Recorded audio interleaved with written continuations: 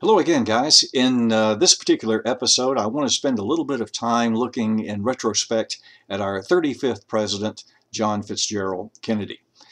To me, it's fascinating that almost 50 years after his death, millions of Americans continue to be fascinated with John F. Kennedy. More so, I think, than with any other of our assassinated presidents, with the exception of Abraham Lincoln. With all due respect to these gentlemen, outside the ranks of professional historians, not too many Americans are terribly interested in James A. Garfield, assassinated in 1881, nor in William McKinley, who died at the hands of an assassin in 1901. But to this day, I think millions of Americans, old and young, continue to be fascinated by John F. Kennedy. That being the case, in this episode, I want to address two questions. First, why are we still so fascinated with the man? And second, given the more complete picture that we now have of John F. Kennedy, is it still all right to admire the man? Let's take each of those questions in turn. First, why are Americans still fascinated with John F. Kennedy? I think part of the answer is that Kennedy, I think, made Americans at the time feel good about America and about being Americans, because in many, many ways, at least on the surface, John F. Kennedy was everything that we would like an American president to be. And frankly, in many ways, everything that many of us would like to be. He had movie star good looks. He was extremely intelligent, very witty and fast on his feet, extremely self-confident. And I think at the time, a lot of folks felt that if this country could produce a president that looked and sounded that good, we must truly be an exceptional country, a country that could accomplish virtually anything if we simply made up our minds to do it. And I don't think anyone since Kennedy's time has had quite that effect on the spirit of America. I will concede to my conservative friends that certainly Ronald Reagan had something of a similar effect in terms of lifting the American spirit in the 1980s in the wake of Vietnam and Watergate. But even so, I don't think Ronald Reagan has had quite the effect on the spirit of America that John F. Kennedy had during his brief tenure in office. So I think that's part of the explanation. He made us feel good about ourselves and about America, and I think to a degree, to this day, he continues to do so. A second part of the explanation as to why we're still fascinated with John F. Kennedy, I think, is the aura that surrounds, let's say, the fallen hero.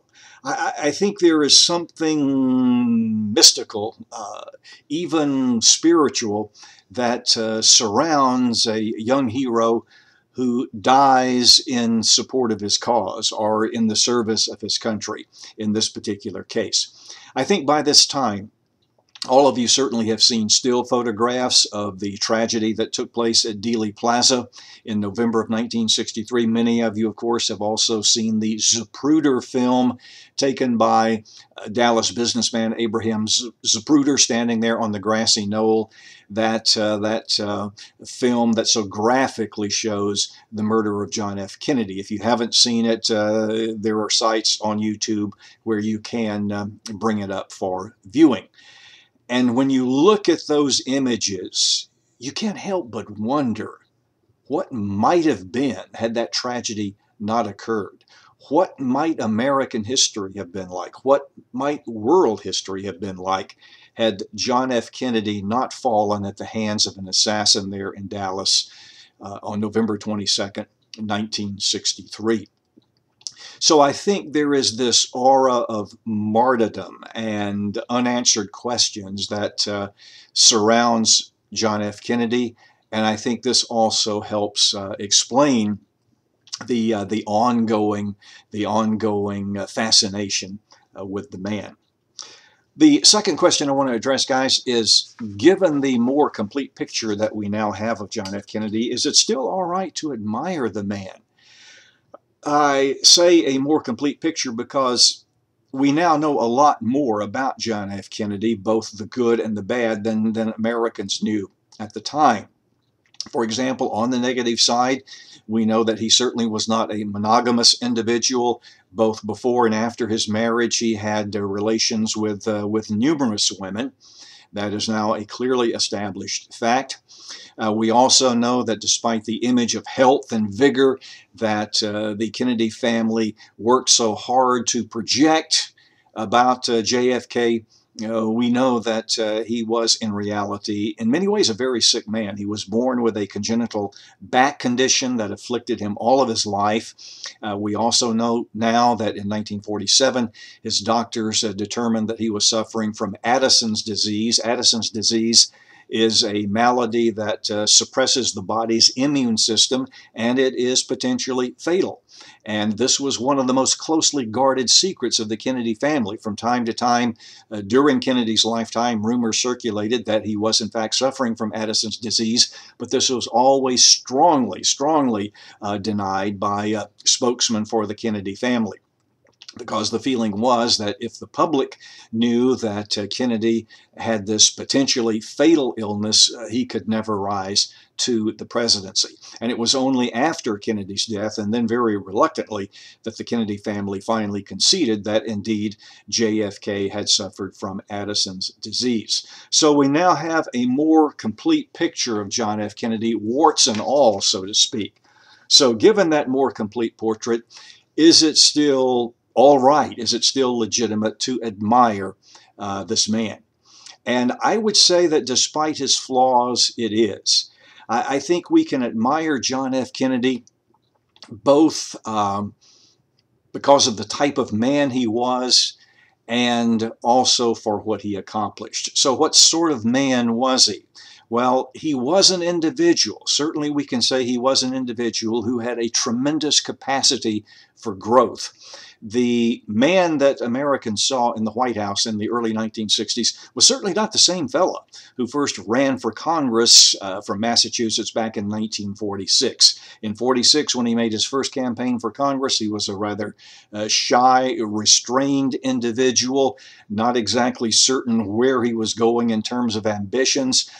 Physically, he did not really look all that good because he was still suffering from the after effects of the malaria that he had contracted during his naval service in the South Pacific in World War II. But from that rather feeble beginning in 1946, he grew, he developed, and eventually he became that superbly self-confident man that Americans saw in the White House in the early 1960s. So he had a tremendous potential for growth, a tremendous capacity for growth, I guess I should say, because the potential certainly was fulfilled. And I think, at the risk of preaching a little bit, I think there's a lesson there for all of us, that being that we don't have to be bound by our past. We don't have to be what we have been in the past. Each of us also has the capacity to grow, to learn, and to expand our horizons, even if we never aspire to be president of the United States. Also, I think, guys, we can admire John F. Kennedy for what he accomplished. And in the final analysis, perhaps the most important thing that he accomplished was to break through the barriers of religious prejudice and win the presidency in 1960. It's probably difficult for younger Americans born since that time to realize just how suspicious millions of Americans were at that time about a Roman Catholic possibly becoming president of the United States. But I assure you, there were millions of Americans who had great hesitancy about this, fearing that if a Roman Catholic became president, his ultimate loyalty would not be to the Constitution or to the American people, but to his church, and he would quite possibly take his orders from the Vatican. Well, John F. Kennedy, to his credit, met this issue head on. He insisted that he was not the Roman Catholic candidate for president. He was the Democratic Party's candidate who happened to be a Roman Catholic. And he insisted on strict separation of church and state. And by meeting this issue head on, he was able to capture the presidency in 1960, just barely defeating Republican Richard Nixon. But nonetheless, he did break through that barrier. And I think that in breaking through that particular barrier, he helped, I believe, open the way for other individuals who, in various ways, stood outside the mainstream of American politics, so to speak. For example, since Kennedy's time, we have had two women become vice presidential candidates, one for the Democratic Party, one for the Republican Party. We also saw that in 2008, a woman came very close to winning the Democratic presidential nomination. That, of course, was Hillary Clinton. And obviously, everyone is aware of the fact that in 2008, for the first time in American history, a man of African American descent was elected to the presidential office. And it's not fair, would not be fair, to give John F. Kennedy credit for all that those people and others have accomplished. But I think that by breaking through that barrier of religious prejudice, he did help, as I've said, open the way for other individuals standing outside the mainstream. And in the end, perhaps that's the most important thing that he accomplished during the course of his political career.